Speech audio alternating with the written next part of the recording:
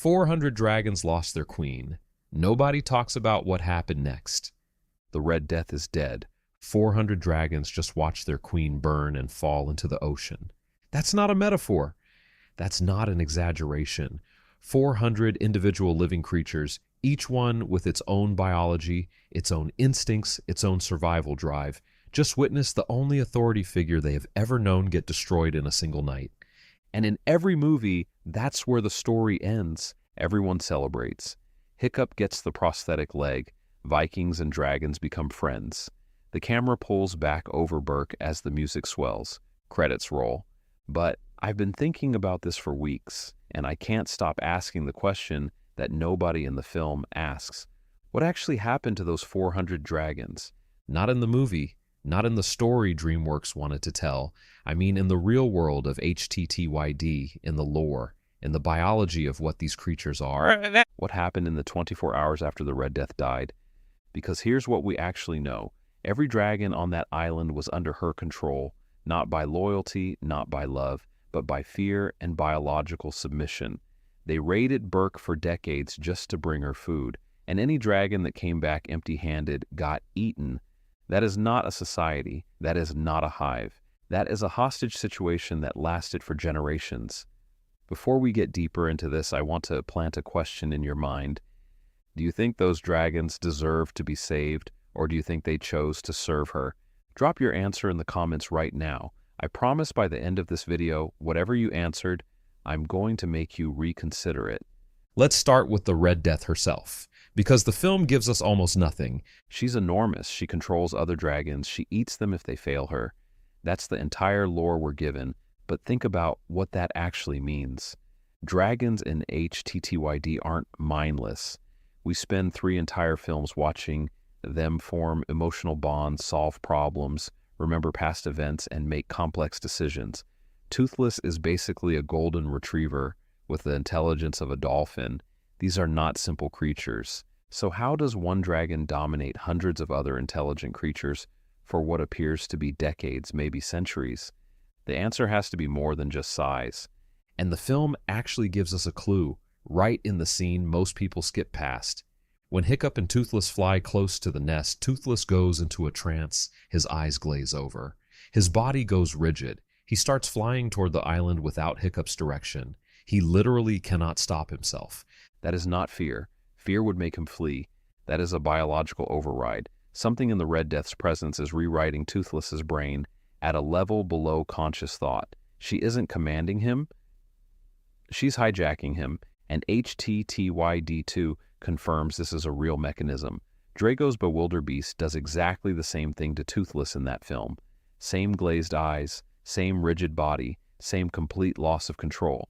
The Bewilderbeast doesn't speak dragon, he doesn't negotiate, he just exerts his alpha presence and every dragon in range submits, which means this is a species-level ability. Alpha-class dragons can biologically override the free will of other dragons. It's built into the ecosystem. The Red Death had this ability, which means every single dragon on that island, every Gronkel, every Natter, every Zippleback, was not serving her by choice. They were serving her because their biology wouldn't let them do anything else.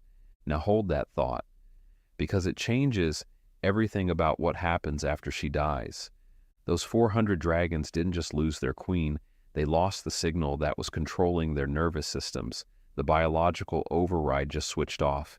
Every instinct that had been suppressed, the drive to hunt, to nest, to migrate, to make their own decisions, came rushing back all at once. Can you imagine what that feels like? You have lived your entire life in a specific pattern. Wake up, raid a village, bring back food. Survive another day. That's it. That's the entire scope of your existence. Not because you chose it, because you couldn't choose anything else. And then one night in the middle of a battle you barely understand, the signal just stops and you're free. Except freedom, for a creature that has never experienced it, isn't liberating. It's terrifying. A Gronkel that has spent its entire life raiding Viking villages has never once had to find its own food. It doesn't know what wild hunting looks like. It doesn't know where to build a nest. It doesn't know how to navigate without the pull of the Red Death's call. She didn't just control them, she became their entire operating system, and Hiccup deleted her in one night. Now, here's where I think the film quietly shows us what actually happened, without ever drawing attention to it. After the Red Death falls, some of those dragons fly toward Burke. We see it in the ending sequence. They land on rooftops, they wander through the streets. The Vikings are panicking. It looks like chaos. But look at what the dragons are doing. They're not attacking. They're not fleeing. They're just sitting, waiting. Why would 400 apex predators, suddenly freed from control, choose to fly toward a Viking village and sit quietly on the rooftops? Because they weren't following an instinct. They were following Toothless. Think about what Toothless had just done. He flew directly into the Red Death's face. He blasted her in the eye, the same eye she used to emit that alpha pulse. He forced her out of the water. He killed her. From a biological standpoint, in dragon terms, Toothless had just performed the most dominant act possible. He challenged the alpha. He won. To every dragon watching that battle, and there were hundreds of them watching, Toothless had just declared himself the new alpha, which means when Toothless flew toward Burke, 400 traumatized, confused, suddenly free dragons did the only thing their biology told them to do. They followed the new alpha. And since Hiccup was sitting on Toothless's back, he accidentally became the king of 400 broken dragons in a single evening. Now, this is where the theory gets dark. I want you to think about the nest itself, not the Red Death. The island, that volcanic island, had been a dragon habitat for we don't know how long, decades at minimum, probably centuries. Dragons don't just use a location for feeding. The way DreamWorks designed the nest, it's a full ecosystem. Hidden entrances, massive interior cave systems, volcanic heat for warmth.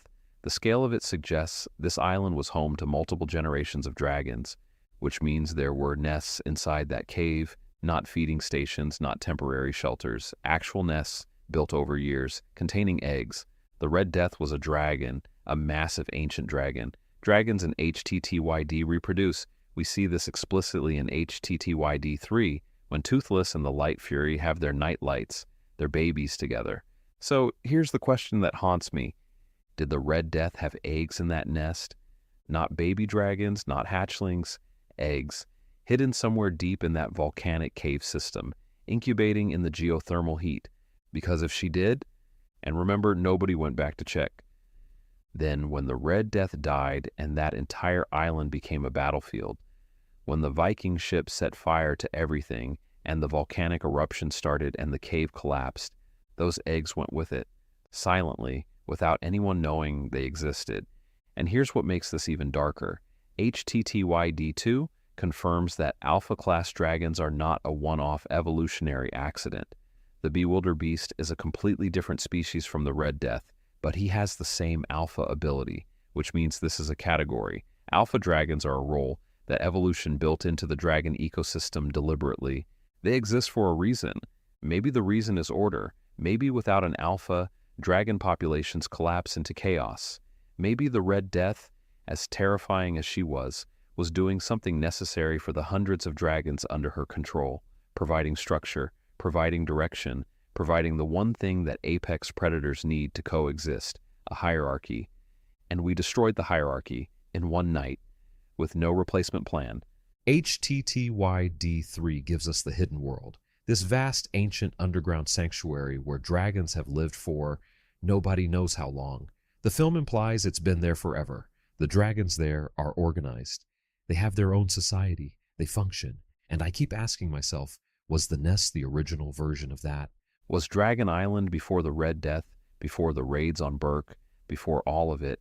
Was it once something like the hidden world, a protected sanctuary that eventually got taken over by an alpha who needed to feed? Was the Red Death not the destroyer of that sanctuary, but its corrupted protector? Because here's the thing about the Bewilderbeast, the good one, Valka's Bewilderbeast. He controls dragons too. He brings them to his sanctuary, he organizes them, he feeds them. The mechanics are identical to what the Red Death was doing. The only difference is the Vikings decided Valka's Bewilderbeast was a hero, and the Red Death was a monster. But from the dragon's perspective, from the perspective of a Gronkel who just wanted to survive, what exactly was the difference? Here's the debate I want to leave you with. The Red Death was not hunting humans for sport. She was feeding a colony. Her methods were brutal, but Bewilderbeast's methods were identical in every mechanical sense. Both controlled dragons through biological override. Both used them to gather resources. Both eliminated dragons who didn't comply. The moral difference between them comes entirely down to which side you were standing on when the battle ended. If Hiccup had grown up in a world where dragons raided Viking villages and the Red Death protected those dragons, she would be the hero of the story, but he didn't, and she isn't. So I'll ask you one more time, was the Red Death a monster, or was she just the last alpha doing what alphas do? And here's the follow-up question I want you sitting with all week. If there were Red Death eggs in that nest, where are they now? Drop your answer below and subscribe, because next week we're going into the lore that HTTYD 3 left completely unexplained. The hidden world has been there forever, but someone built it, and I don't think it was the dragons. Burke Files, the case never closes.